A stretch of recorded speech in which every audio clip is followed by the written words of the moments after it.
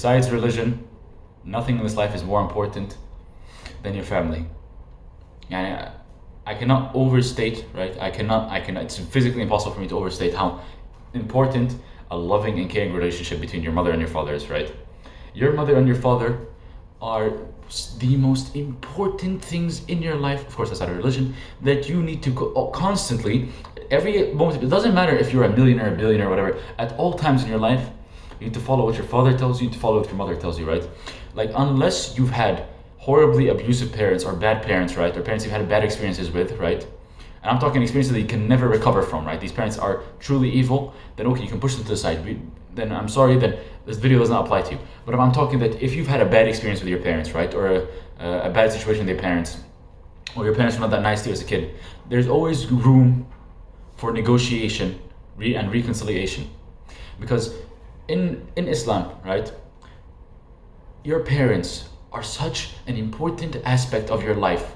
It is one of the 6 or 7 major sins. There are a lot of major sins, but it is 6th or 5th in the list of sins to be a shame or to be a pain to your parents, to annoy your parents, right? And I don't mean annoy them as in the sense of you do something that they disagree with, right? I'm talking like truly you make fun of them, right? You don't listen to them. You're disobedient, right? You talk behind their backs. You bring up your family in situations that they shouldn't be brought up. You constantly argue with them. You swear at your parents. There are cases of people who swear at their parents, right? Especially, I've had a friend, right? This is an interesting story. I had a friend, right? He was Somalian, and he would never talk back to his parents. He was very respectful to his parents, right? Muslim, just like me, was very, very respectful to his parents. And I truly respect that friend, right? He went over to a friend's house in the UK. When I used to live in the UK, he went over to a friend's house. White guy, right? Went over to this white guy's house. This was back in grade 8 or grade 9. And he had walked in, said hi, everything. And as he went upstairs, his friend realized, well, there's the controller is missing, or the batteries or something missing or something. And he started shouting at the top of his voice at his mother. He started swearing at his mother, right? Bring me my batteries, my controller, whatever. Bring me the item X or whatever. He started swearing and shouting something. She came and she's like, sorry, honey, here's the thing. He swore at her and he grabbed it out of his hand violently, right? And it was a shock to him, and especially a shock to me when he told me this story. That is your mother. There is nothing more valuable on this earth to me, right, moving religion aside, than my own mother. And I could never, ever, ever, ever imagine hitting or violently grabbing something from my mother. Even shouting at my mother is unfathomable. And you're telling me there are people nowadays who are brought up so disrespectfully, right? Or so you can put some of the blame on the parents, fair enough, right? But they're brought up with such a bad and lax environment where they have no respect for their parents. No respect. Your parents who clothe you, who feed you, right? They've been given all these blessings by our Lord subhanahu wa ta'ala, Allah subhanahu wa ta'ala. He's blessed them, and they have helped you, they have blessed you, they have nurtured you. They have sent you to school, right? Debatable if school is a good thing, honestly. They gave you the clothes on your back, they have fed you, they have taught you information, they have given you your morals and your compass in life. And there are people who talk back to their parents and they shout back at them, right? Who talk behind their parents, right? There are cases where I've heard people talk about their parents behind their backs, right? Bring it up as a joke. Oh, my father did X and X, so you can't compare to this guy. Or my sister, what's it called? She does this all the time, and she's a lazy person or a horrible person. It doesn't matter whatever you want to say, right? You should never ever bring up your parents in any situation.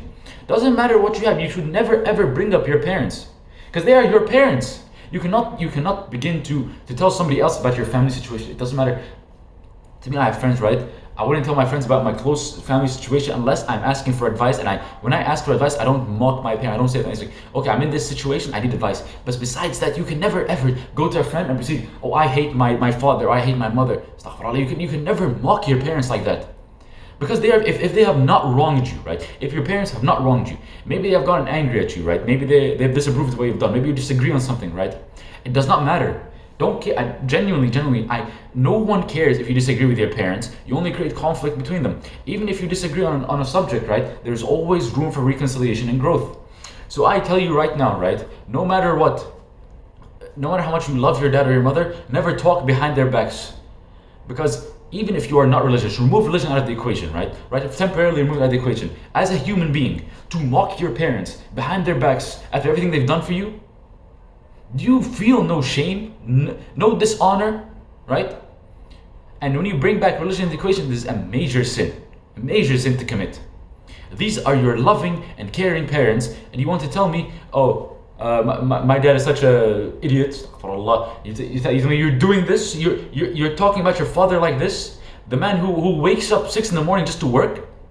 There are cases. I saw a video, right? A friend sent me a video, and it's supposed to be a meme or whatever. But there was a video of the man. He was working in this disgusting environment, dirty environment, shirtless. He's got burns everywhere, right? He's red skin. He's covered in mud, and he's working hard manual labor.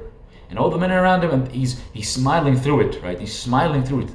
Even though it hurts, even though it sucks, 8 hours a day, his spine's gonna hurt him years in the future. He can afford to put shoes on his kids' feet, clothes on their back. He can afford to feed them and give them water. He can afford to educate them. You're telling me there are people who they'll put their parents or their grandparents in retirement homes? Do you understand how messed up the concept of a retirement home is? It is a place you throw your parents away when you're done with them. I have seen so many stories. I've heard so many statistics of parents that are, they're gone out. You can't. What's it called? My father, he's not well anymore, so we put him in a retirement home. Your father is not well, so you take him into your own home, your own house, your own abode, with your wife, with your children, whatever. If your wife disagrees, you didn't pick the right wife. Imagine if you had a wife and her father was sick and her mother was already dead, her father was sick. You need to be 100% accepting. That's my father-in-law. I'll take him in with me for the rest of his life. For the rest of my life. They're not disposable. That you can't throw them in a retirement home and let somebody else look after them. It is a shame to let somebody else look after your own father. Your mother. So I've heard so many times, I've seen so many stories, people try to justify it. You can never ever justify throwing an elderly person who's unable to take care of themselves, but is related to you by blood, into a retirement home, and you visit them once a year. People say, I have 20 years with my parents. But on average, how many times you visit your parents a year? 3 times a year, right? Let's say this upper bound, you visit them 3 times a year. 3 times a year for 20 years. That's 60 visits you have with your parents. 60 visits. Let's say every visit lasts on average 2 days, right? That's 120 days you have with your parents out of 20 years. And that's not accounting for leap years or any freak accidents or freak deaths. That's considering your parents live long enough for you to visit them. It is a shame, man. It is shameful that we live in a modern world that does not care for its parents, does not care for their brothers and sisters, does not care for their children, their grandchildren, does not care for their uncles and aunts, their cousins, their nieces, their nephews. They don't care for any blood relations, any half-brothers, any half-sisters. There's a comfort challenge, right? If you have any bad relations with your parents, right, or any bad relations with your siblings, or any member of your family, and it can be fixed. I'm not talking about those relations that are horrible, and I'm sorry if you're experiencing that, right? Wish you the best, wish you can have a beautiful life. But inshallah you have a beautiful life. I'm saying if you have a recoverable relationship and you can reconcile it, I beg you, right, from me as a human being, please reconcile with your parents, right? If you can fix the relationship, if you can aim to change it, if you can both aim to be understanding and caring, right? Genuinely, from the bottom of my heart, I wish for you to reconcile with your parents. If not today, then tomorrow. If not tomorrow, then next week. If not next week, anytime soon, right? Whenever you can. Take care.